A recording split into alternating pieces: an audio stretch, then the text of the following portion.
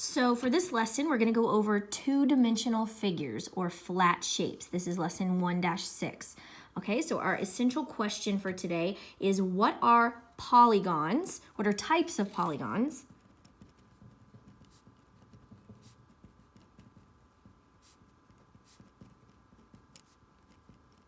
And what are their characteristics? I'm going to abbreviate and just put characteristics. Well, you can abbreviate if you want.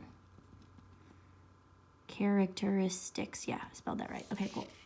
So in today's lesson, we're going to talk about flat shapes, like I said.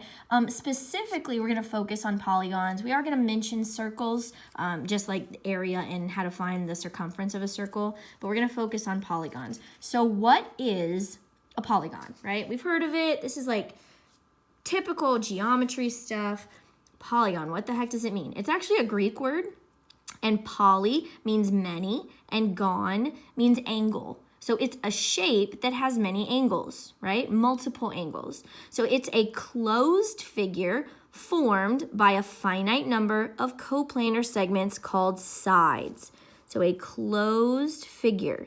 It can't be open. It can't be like, think of it like a fence, right? And if you're going to put cows in a fence or your dog in a fence, whatever, it can't, the animal wouldn't be able to get out. All the sides have to be closed in. And then it has to be made up of flat lines, okay? Nothing curvy is a polygon. Polygons are only made up of flat lines. So if it's curvy, if it's like a cylinder, or, well, that's three-dimensional anyways, but if it's anything with curves in it, it is not a polygon.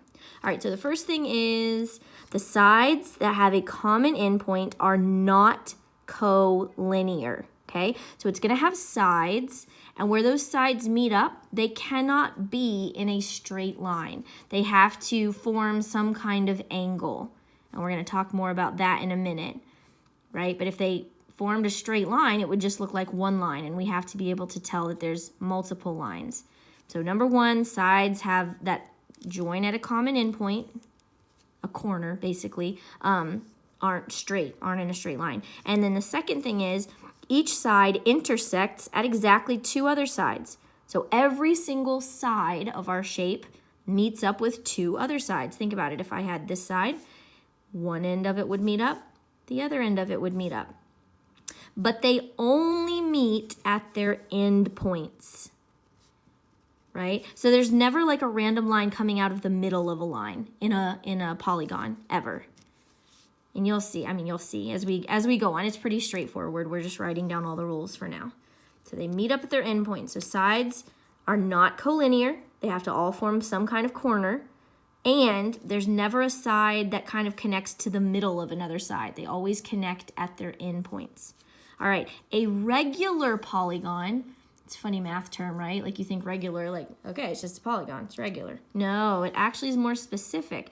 It means it's a polygon that has all the same sides, all the same length sides, and all the same measure angles. So like a square. All four corners of a square are 90 degrees, and all four sides of a square are the same length. That would be a regular polygon. So a regular polygon is a convex polygon. We're going to talk about convex in a minute, in which all the sides are congruent and all the angles are congruent. And I got a little highlighter happy here and highlighted congruent. I didn't mean to. So everything's congruent in a regular polygon. Next, we have vertex of a polygon. It's the corner. When you're looking at a polygon shape, it's every single corner. That's a vertex. The vertex of each angle of a polygon. All right, concave and convex. This is when we're talking about, concave is when something looks like it got punched in, right? Like, it's terrible, but if somebody punched you in the gut, you kind of fold over, right? If you kicked a wall, it kind of kicks in, right? Concave means something looks like it got kicked in. It curves inwards. Doesn't really curve, it's two straight lines, but it goes inwards. Convex is when stuff points out, like if we filled up you filled up a balloon with water, right? And as it gets more full, it expands, it gets bigger and bigger. That's kind of what convex looks like, except we're talking about flat corners. So it looks like it pushes outside of a shape. Concave looks like something got kicked into the middle of a shape. Perimeter, the sum of the lengths of sides of a polygon, right? So when we just add up the length, if you were to walk around the shape, how far are you walking? Circumference is just the perimeter of a circle. So same thing, distance around the outside of a circle. And then Ingon, we're going to talk about the names of all different types of polygons. If it has 5 sides, 6 sides, 7 sides, 8 sides, we're going to name all of those. And if you kind of think about all the names of those shapes, they all end up in with gon, right? Octagon, hexagon, heptagon, decagon. They all end with gon. Well, what if we don't know how many sides a shape has? What if it's a math problem and they give us everything else, like the measure of each side, everything else, and we just have to figure out how many sides there are? Since we don't know, instead of saying a hexagon, we don't know if there's 6 sides, so we just say ingon. It's when we don't know how many sides a polygon has. Equilateral and equiangular. Equilateral is when all the sides are congruent, all the sides are the same length. And equiangular is when all of the angles are the same measure. So just like a square, all the sides are the same length, all the angles are 90 degrees, so they're the same. Usually when something is equilateral, it's also equiangular, but not always, and we'll see an example of that. And then the last thing here, of course, is area. To find the area of a shape, there's different formulas. We're going to touch on that a little bit today. So that's our vocab. Let's get into kind of looking at stuff. It helps it when you're actually working with it, not just talking about it. All right, name each polygon by its number of sides. Then classify it as convex, concave, and regular, or irregular. All right, we're going to fill out a little chart on the back of our notes today, but we'll just talk through these. Okay, so this shape, see how it has 4 sides. They all connect at their end points. None of them have a weird line coming from the middle of it, right? And if there was a dog or something in here, it could not get out unless it jumped over, but that's a whole different thing. Okay, so this is a 4-sided polygon. We call that a quadrilateral. I'm just going to put quad. Okay, so we classified it by its number of sides. Then we have to classify it as convex or concave, and then whether it's regular or irregular. Okay, so if I'm in here, does it look like this shape got kicked in? Does it look anywhere like somebody walked by and kicked in one of these corners? No. If I'm in here, it looks like all the corners are kind of pushing out, right? Almost like if somebody was inside the shape, they kicked it out. So when all the corners are pushing out, that's convex. So this is convex. And then is it regular or irregular? If it's regular, all the sides and all the angles have to be the same measure. And we can see by the little hash marks here, these are all different lengths. We can also just see by looking at it that all the sides are different. So this is irregular, and I'm abbreviating. Okay, next shape, B. So we can count the number of sides. 1, 2, 3, 4, 5, and it has the same number on top. 6, 7, 8, 9, and I counted this one, but it doesn't have 2 of those. So 1, 2, 3, 4, 5, 6, 7, 8, 9, and I don't count this again. So this has 9 sides. So we call something with 9 sides a nonagon. I know, that's a funny word. Nonagon. All right, is it convex or concave? If I'm walking around the outside of this shape, does it look like it got kicked in anywhere? Yeah, it does actually. Right here, it's pushing into the shape, and right here. Also, even though it's more subtle, this corner's pushing in, and right here. So whenever it looks like the shape got kicked in from the outside, that's concave. When it looks like the inside's pushing out, that's convex. If just one corner of this shape is concave, then we call the whole thing concave. It only needs one angle to be concave. So we call the whole thing concave. And then is it regular or irregular? Well, all the sides are different lengths. All the angles look different. So this is irregular. Okay, next one. Again, this is a 4-sided shape. Looks like a rectangle. So we're going to call it a quadrilateral, just in general, because it says classify by the number of sides. Quadrilaterals have 4 sides. Is it convex or concave? Does it look kicked in anywhere? No, this corner's pushing out.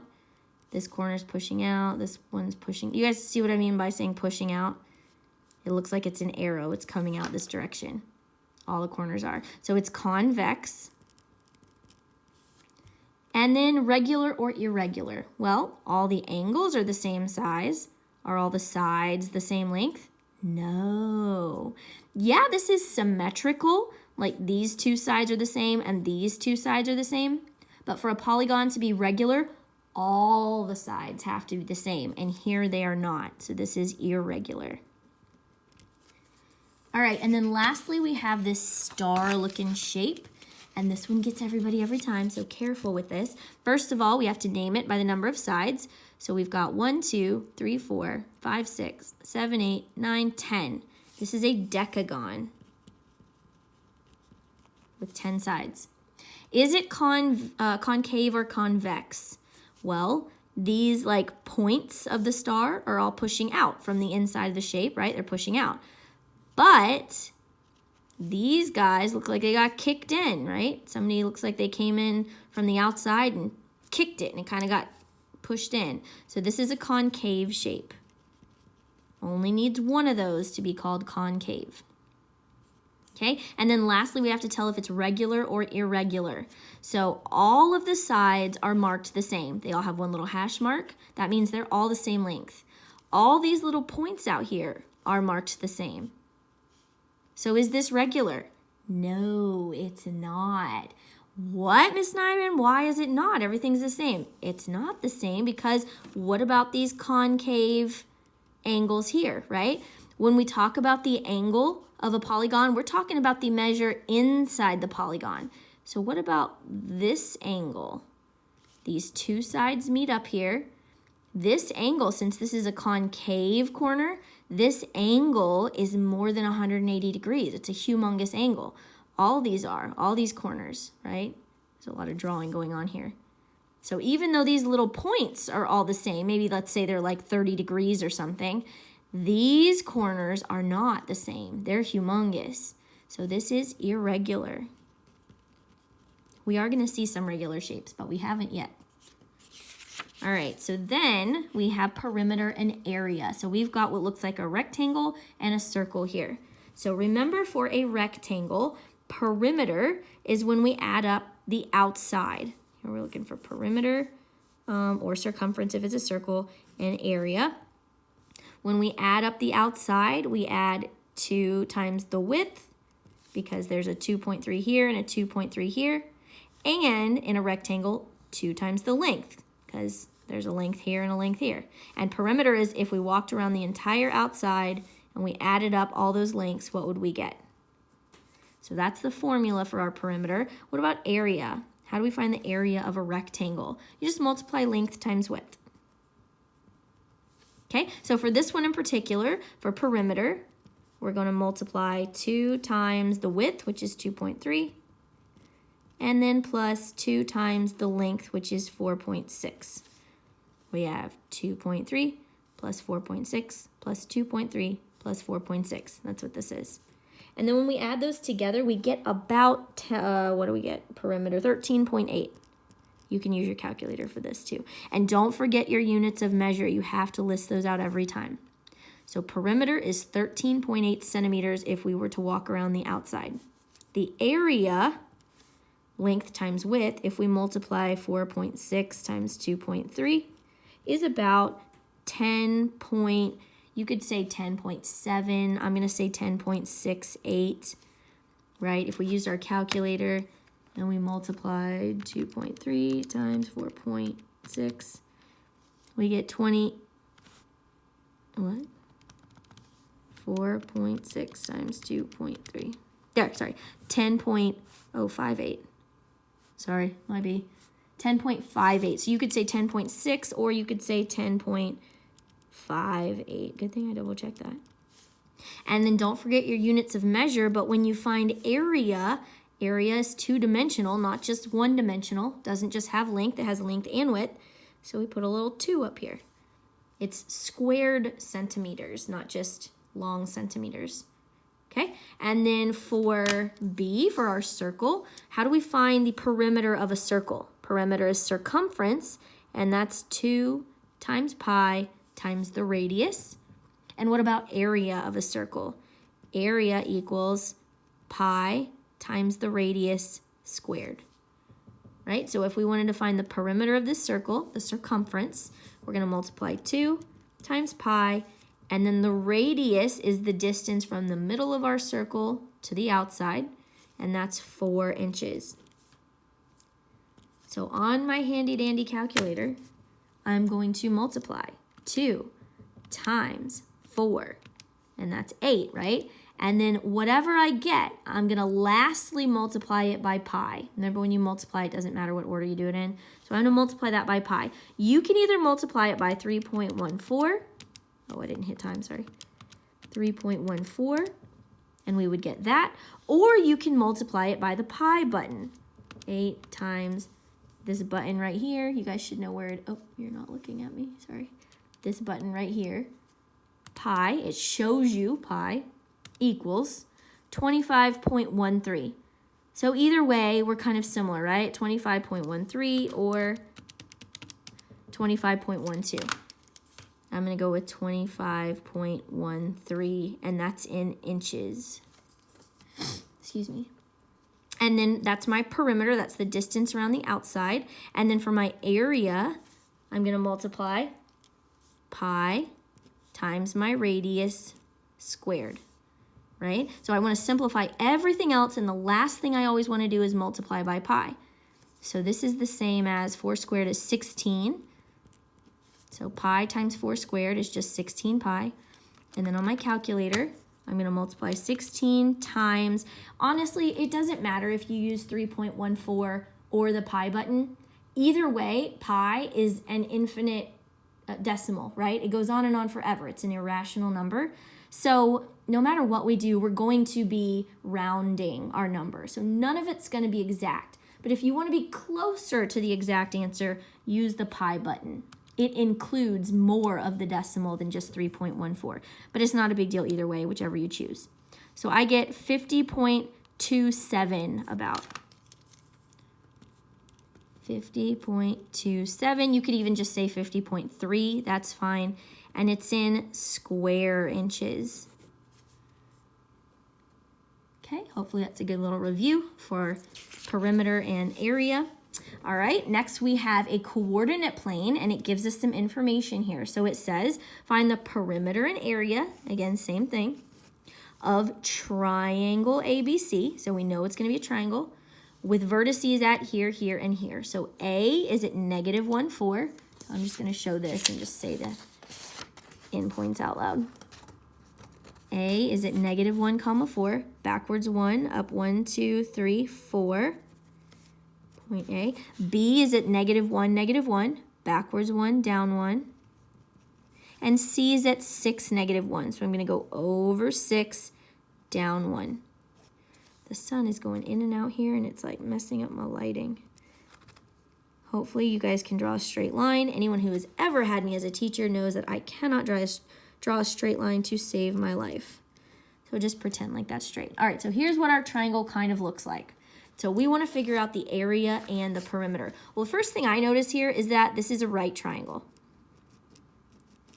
right? And so if I want to find the area of this right triangle, I'm going to find the area of the rectangle, and then a right triangle is just half that rectangle. So pretend like my height times my width represents this rectangle, so I'll find the area of the whole rectangle. And then since I'm just taking this triangle, this bottom half of it, I just cut it in half, right? So this side here, AB, is 1, 2, 3, 4, 5 units. And the length here, 1, 2, 3, 4, 5, 6, 7 units. Because we went forward 6 and backwards 1. Okay, so I know these two things. If I multiply 5 times 7, I get 35. But it's not the area of the whole rectangle. It's half of it. So I'm going to split that 35 in half. So for area, 5 times 7 equals 35. And then I'm going to split that in half. 35 divided by 2 is about 17.5. And then it doesn't give us units of measure here because it's on a coordinate plane. So we're just going to say units, whatever those units are. That's my area. Okay, next I want to find the perimeter. Well, the perimeter, if I walked around the outside of this triangle, I already know one side's 5 and one side's 7. 5 and 7 is 12. Fantastic. What I don't know is this third side. So there's two ways I could find the length of the third side. First way is I could use the distance formula, which is what we just learned a few lessons ago. Boom, done, easy. The second way is I could use Pythagorean Theorem because this is a right triangle. So I could use the formula a squared plus b squared equals c squared. I'm going to go ahead and use distance formula, but you can use whatever you want. All right, and so I'm just looking for the length of this sort of hypotenuse of my triangle. So distance equals the square root, oops, not too close to that, the square root of, and then I'm finding the distance between points A and C, so this guy and this guy. So x minus x squared, -1 minus 6 squared plus, and since I started with -1 first, I have to start with 4 first, 4 minus -1. And when you subtract a negative number, you're really adding it because you get a double negative. All right, so here's our distance formula. Now I'm going to simplify. -1 minus 6 is -7. 4 plus 1 is 5. This is still under my radical, I can't forget. -7 squared means -7 times -7, which is positive 49. 5 squared is 25. And 49 plus 25 is 74. All right, and if we were just asked what the length of that line was, I would leave it as square root of 74, done. But since we're supposed to use that number to find the perimeter, I actually need to kind of have an idea of what that number is. So even though it's not going to be as exact, I am going to figure out what that number is in decimal form. 74 square root is about 8.6, I'm going to say. So I do the little squiggly line because it's not exactly 8.6, it's just about 8.6. So on my picture, this whole side is about 8.6. So now I can add up the three sides, and that's my perimeter. 5 plus 7 is 12. 12 plus 8.6 is about 20.6. And that's units. Not square units, just units. Cool? Getting the idea of perimeter and area coming back to you? Awesome. All right, we're halfway through the notes. I'm going to try and go a little faster here. This says warm-up. It's not a warm-up. I think originally we had students in class look in the textbook on page 58, but we don't have a textbook in front of us. So we're just going to go through this together. Okay, an equilateral polygon is a polygon in which all sides are what? What did it say on the front? All the sides are congruent. They're all equal. They're all the same. An equiangular polygon is one in which all the angles are congruent. And if a polygon is both of these, then we call it a regular polygon. A convex polygon, so most polygons that we talk about push out, you know, like a square or a rectangle, something like that. They're mostly convex. When you see that word convex, don't get hung up on it. It's just talking about a polygon. Convex polygon that's both equilateral and equiangular is called a regular polygon. Good. All right, classifying polygons, label the heading of the two columns. So we've got stuff here and stuff here. Which one of these two are polygons, right? Remember the rules of polygon. It has to be a closed-in shape. So if you put a dog or your little brother or something in it, they couldn't get out. And then all the endpoints have to meet up. You can't have a random line coming out of nowhere. And it has to be all straight lines, no curvy lines anywhere. So are these polygons? No, heck no. These lines cross over each other. This one doesn't meet up. This one's curvy. These are not polygons. And then these guys look like they all are polygons, right? Straight lines, meet up end to end, closed in shapes. Yeah. No biggie. All right, here's my favorite little thing to fill out because everyone's always like, what does that mean? What? All right, so here's our number of sides of a polygon and here's the name of the polygon. So for a three-sided polygon, we call those triangles. For a four-sided polygon, could be a square or a rectangle or a trapezoid or a parallelogram, any of those, but we call them all quadrilaterals. Right, two great, goes off to the side. Okay, a five-sided polygon is a pentagon. Here we start with the penta is 5, gon is angles. A six-sided shape, and I know we're talking about the sides, but then gon means angles. However many sides that shape has, that's how many angles it has. They're the same. So that's a hexagon. 6 sides, 6 angles. 7 is a heptagon. 8, I hope you all know that one, octagon. 9, we already talked about, is a nonagon, like ninagon, nonagon. 10 is a decagon. All right, what about 11? What do we call an 11-sided polygon? Anybody know? It's called a hendecagon. I don't know why. I guess hen means an extra 1 past 10. I don't know. H-E, that looks like an H. It's an N. Hen, and then the word decagon. Hendecagon. 12 sides is a dodecagon. So once we get to 10, they're decagons. 11 and 12, you just add something in front of the word decagon. Hendecagon and dodecagon. And then remember we said whenever we don't know how many sides a polygon has, like if it's in a math problem and that's what we're trying to figure out, we call it an n-gon. N represents the number of sides. All right. Next example. Sorry, you can go back and pause this if you need to write all this down. That's helpful information to have, and you will be using that on assignments or tests or quizzes, so make sure you have that readily available. Okay, find the perimeter and area of each of these. So here for area, I'm going to multiply one side times the other side. 6 times 5.5, which gives me, I'll do it real time, 33.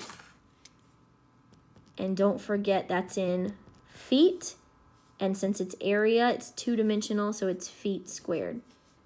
Okay, then we want to find the perimeter, so we're just adding up all the sides. So I have 2 sides that are 6 feet and 2 sides that are 5.5 feet.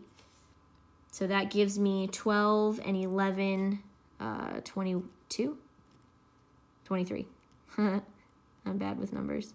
You know, I say that every year when I make a dumb mistake, and then everyone looks at each other sideways like, whoa, she's a math teacher. It's just a joke. All right, B, this is a circle. So to find the area of our circle, we use pi r squared. Here, it does not give us the radius, so be careful whenever you have a math problem that you're looking at, especially with circles, that you're looking at what you need. So this actually gives us the diameter, and we need the radius. The radius is half the diameter. So from the center out, it's 3.1 centimeters. That's our radius. So when we use pi r squared, we have to use 3.1 squared. Okay, so I'm going to do 3.1 squared, and then times the pi button equals about 30.2. 30.2, and that's centimeters squared. I ran out of room. Excuse me. Then we need to find the perimeter, which is in a circle, the circumference, and that's just 2 pi r. So 2 times pi times that radius. Remember, the radius is 3.1, not 6.2. 6.2 is the diameter. So first I'm going to multiply 2 times 3.1, and I'll get 6.2 times pi. And then in my calculator, 6.2 times pi equals, don't forget to hit equals after you hit the pi button, 19.5-ish. And that's in centimeters. So we've got our area and our perimeter, or on a circle, we call it the circumference. Then lastly, we have this triangle. And this triangle is an isosceles triangle, which means two of the legs are the exact same size.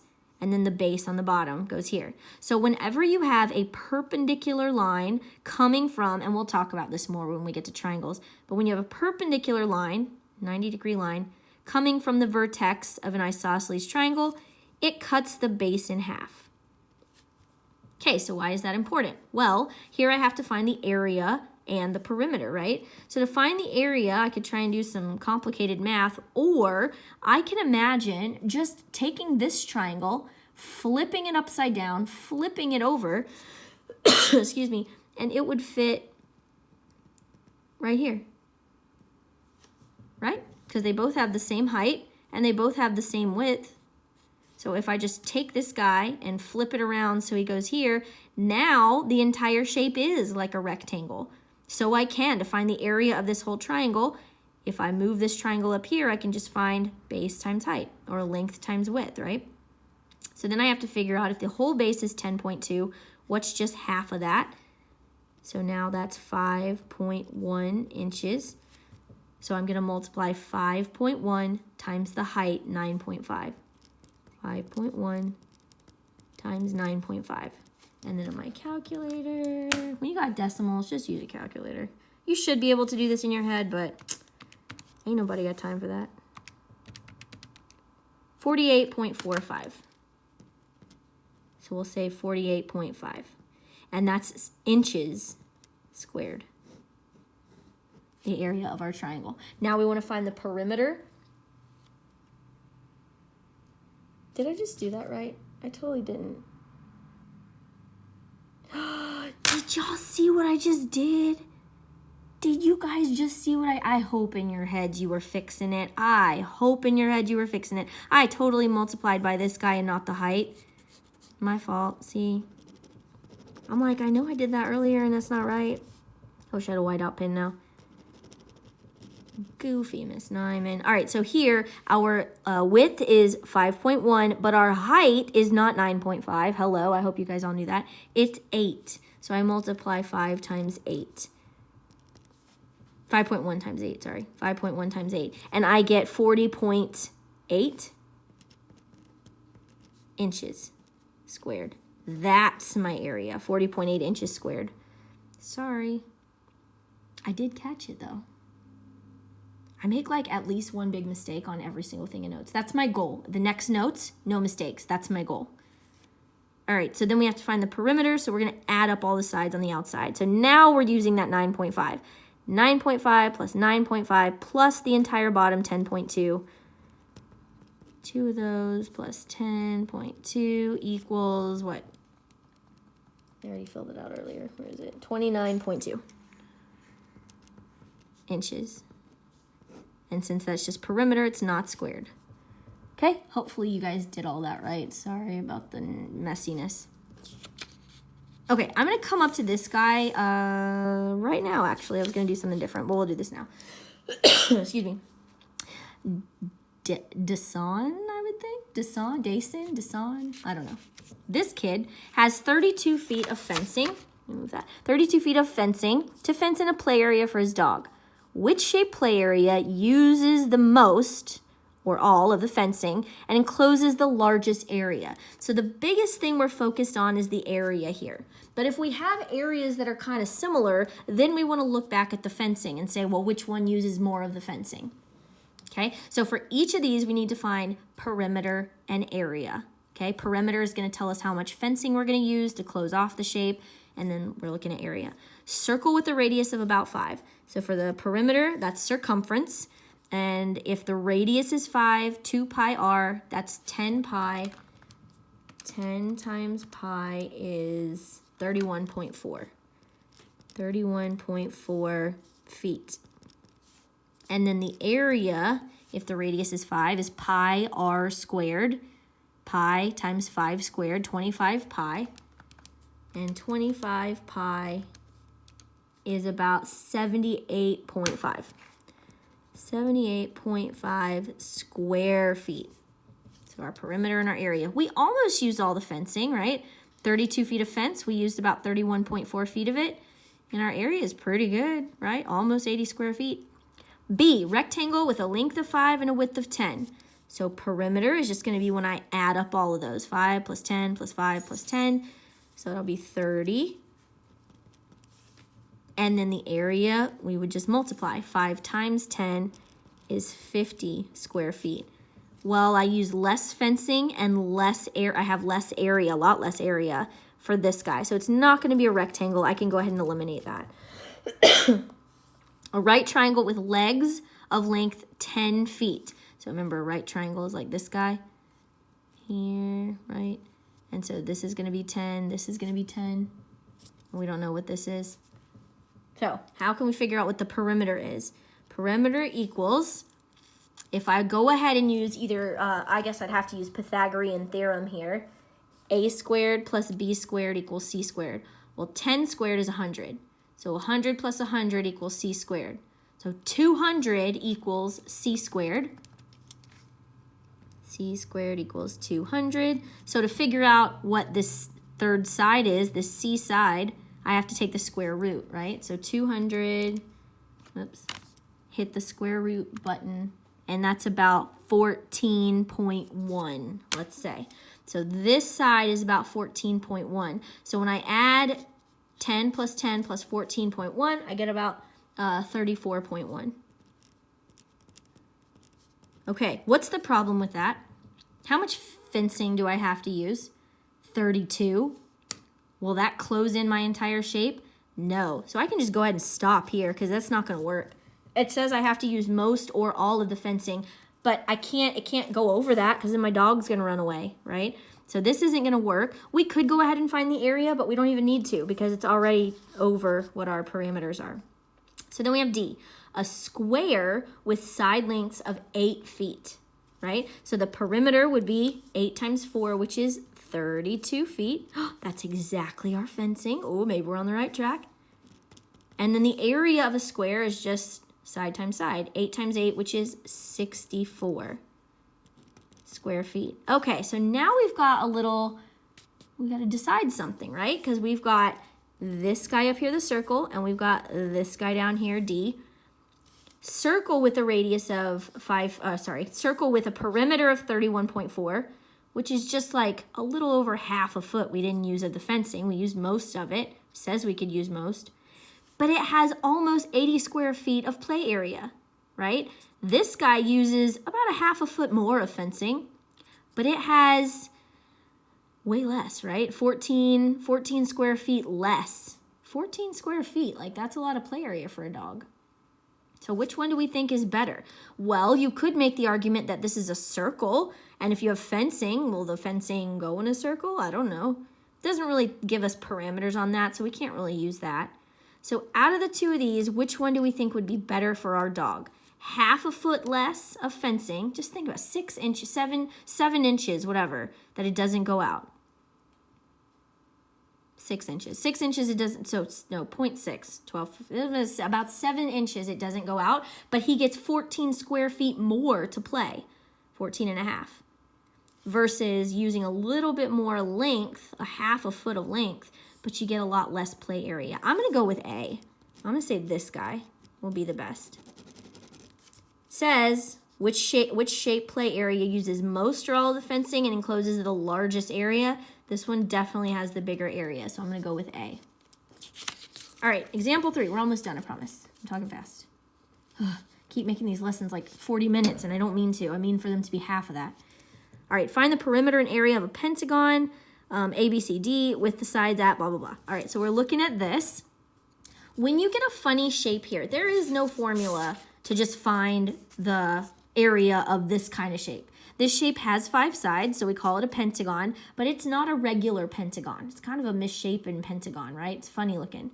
So there's no magic trick to figuring out the area, so we're actually going to separate this into different shapes, different areas. So I'm going to use my little handy-dandy colored pencils here. So I'm going to use this triangle. I'm going to use this rectangle underneath that triangle. It's going to be my second shape.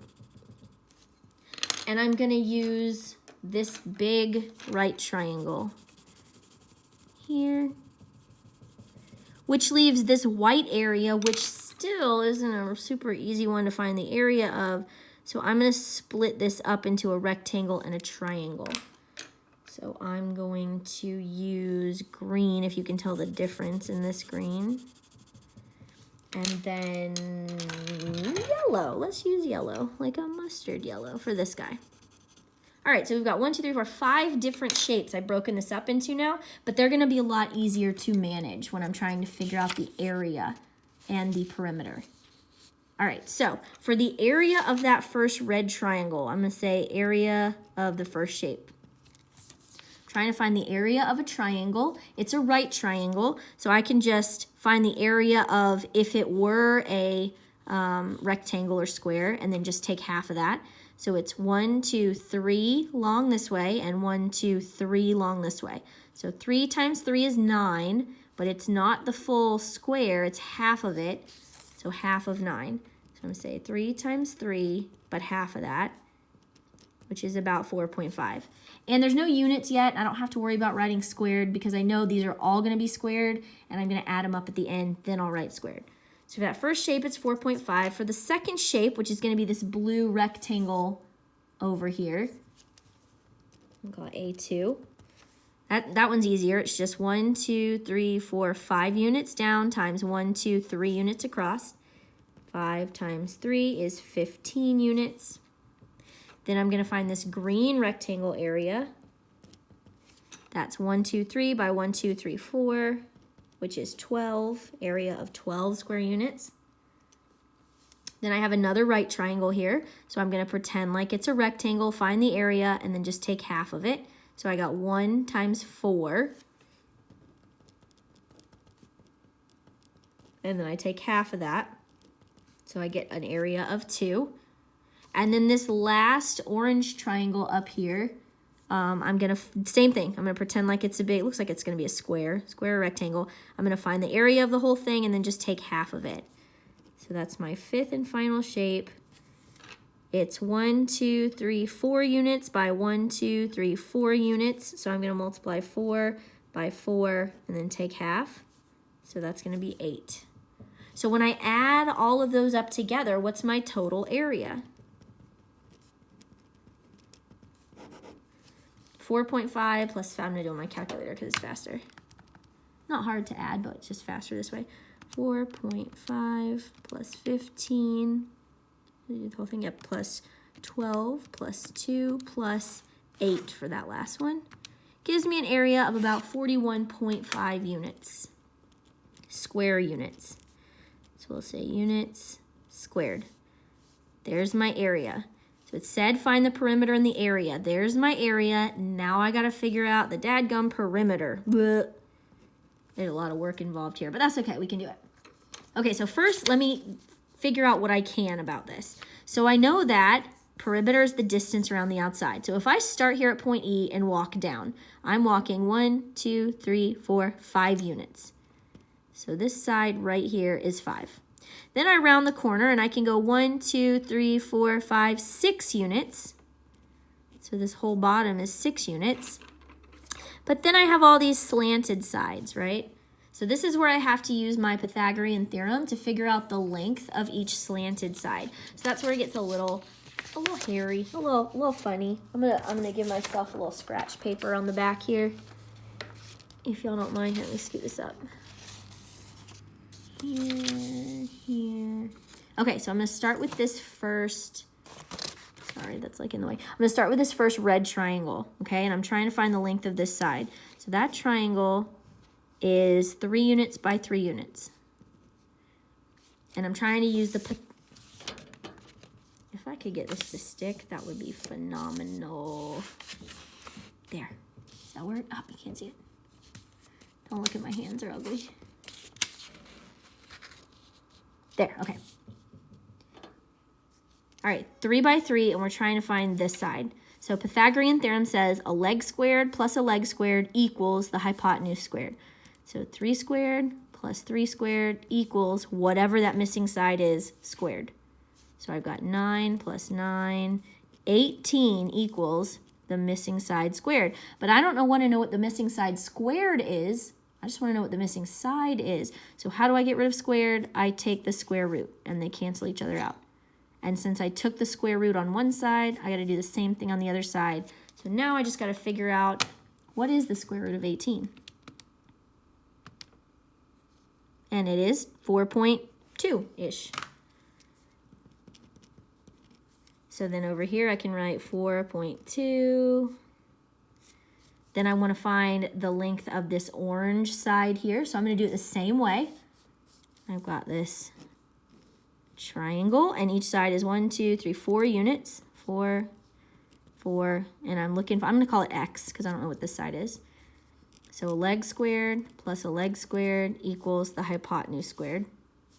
16 plus 16 equals x squared. 32 equals x squared. But I don't want to know what x squared is. I just want to know what x is. So I take the square root. These cancel. So the square root of 32, the square root of 32 is 5.7-ish.